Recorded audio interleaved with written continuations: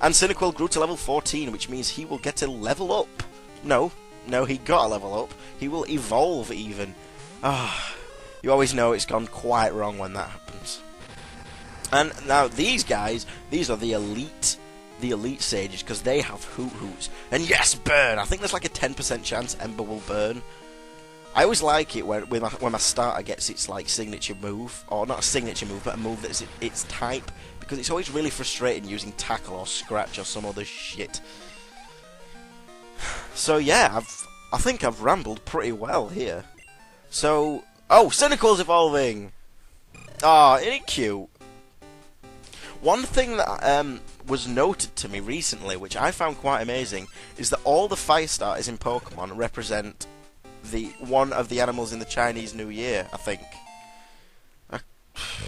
I'm going to confirm that in the next episode, because I'm going to have to read up on it, because you know the little pillar that's shaking there, like next to you, the little wood thing? Apparently that's the pillar, but I always thought it looked like a Game Boy.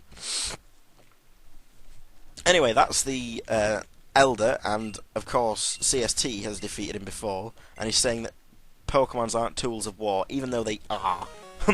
He claims to be the Elder, but he's weak. It stands to reason. I'd never lose to fools who babble about being nice to Pokemon. I only care about strong Pokemon that can win. I really couldn't care less about weak Pokemon. I like how they make him out to be the bad guy, yet literally that's how I play this game as well. Like, that is legitimately how I play the game. All weak scrubs, bye. So yes, here's the first kind of boss in the game. So good of you to come here. Sprout Tower is a place of training. People and Pokemon test their bonds to build a bright future together. I am the final test. Allow me to check the ties. Yes, okay. So yes. Guess what Pokemon this guy has? I guess. I bet you won't guess. Because it's a Bellsprout. Oh, I'm shocked. You'll never guess what his second one is. No. It won't be a Hoot-Hoot, will it? So yes, in this battle we have our first instance of a Quilava. Now, in terms of starter Pokemon in the game, Quilava and the Cyndaquil line are my favourite. I mean, the Chikorita line has always been very mediocre. I mean, it's very defensive, but like especially in these early games, I found grass Pokemon to be less than amazing. The types such as like Bug, Steel, and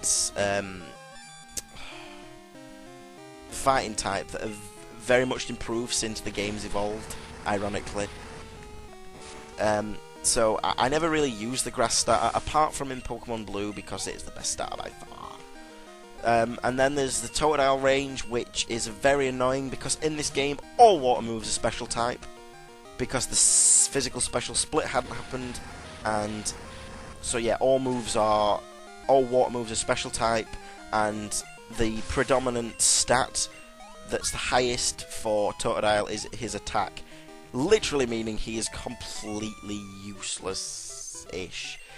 Because, I mean, he is an alright Pokemon, but he's like, his strongest stat doesn't even have any moves that have stab with it, which is same type attack bonus, which is a 1.5 times multiplier to moves of the same type. And that sentence is the exact reason, me knowing that sentence is the exact reason I'm single. Let's just be honest there. So yes, we're done here, and let's use this very handy escape rope. So yeah, there was Bellsprout Tower. Wasn't it so fun and unique? I bet everyone will remember that area. They'll cherish it to come. So yes, let's tackle the first gym.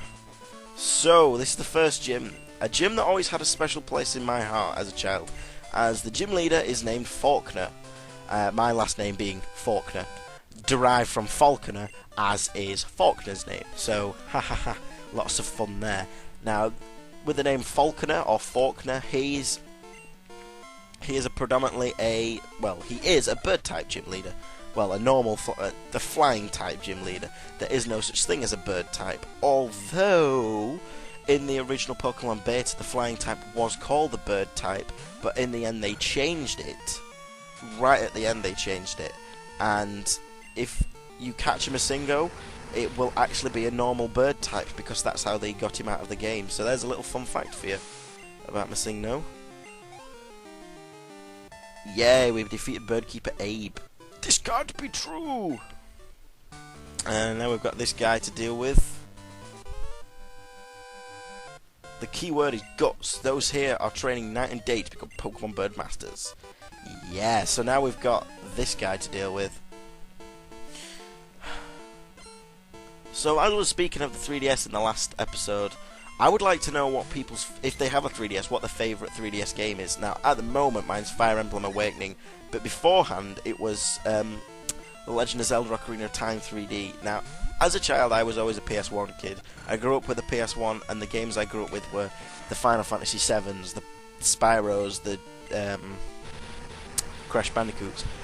So I never got to enjoy The Legend of Zelda. I always heard people talking about it, that and Mario 64. Whenever I watched people on it, I was very jealous because they looked like very well-made games, and they are very well-made games if you played them.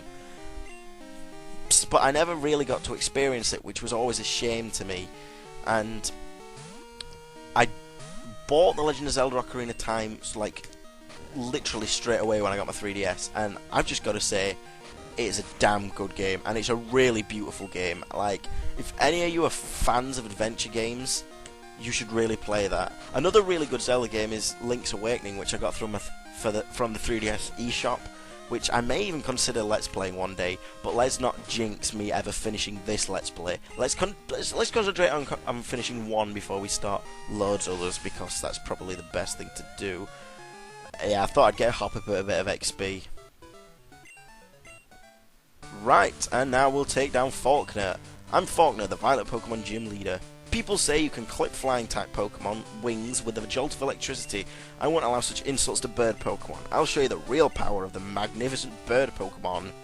Yes, this is the first Gym Leader in the Johto region, and he is a letdown. He has 2 Pokemon, a level 7 Pidgeon, a level 9 Pidgeotto, I believe he has. Yeah, they're not that threatening, unless you pick Chikorita, because, well, he's a grass starter, so he's not the best. I probably should have healed up thinking about it, seeing as I just remembered this is a Nuzlocke run. Oh, this is going to end terribly, I know. And I've only got 8 PP for Ember. Huh. Well, we took that out Pidgey with ease anyway, so, I mean, we only have to worry about the Pidgeotto. Okay, so here is his coup de grace, his Pidgeotto. His Pidgeotto has the move Mud Slap, so watch out if you're using a Quilava like me, or any fire type really. Mud Slap is a 20 power move with the chance to really... Oof, I thought I'd get a critical. With a chance to lower your accuracy. Anyway, yes, that's the first Gym Leader down. So, yeah, it wasn't so difficult, was it? And Leader Faulkner was defeated. Darn, my dad's cherished bird Pokemon. Alright, take this. And we get our first badge. And 900 quid. I wish it was that easy to receive money in real life. Just beat up a man's animals and get £900. And apparently it raises the attack. But that's a load of bullshit. And we get TM31, which is Mud Slap. Which I may end up teaching to someone at some point. Yes, TMs aren't as good as they are in Pokemon Black and White because they do break in these ones. So I'm going to leave it here for Let's Play Pokemon Crystal. In this set of episodes which I've recorded, we took down Bellsprout Tower and we also got ourselves the first badge. What we'll be doing next time? Well, we'll be going to the next town, which is Azalea City. So yeah, this is Geezer signing off. Have a good day.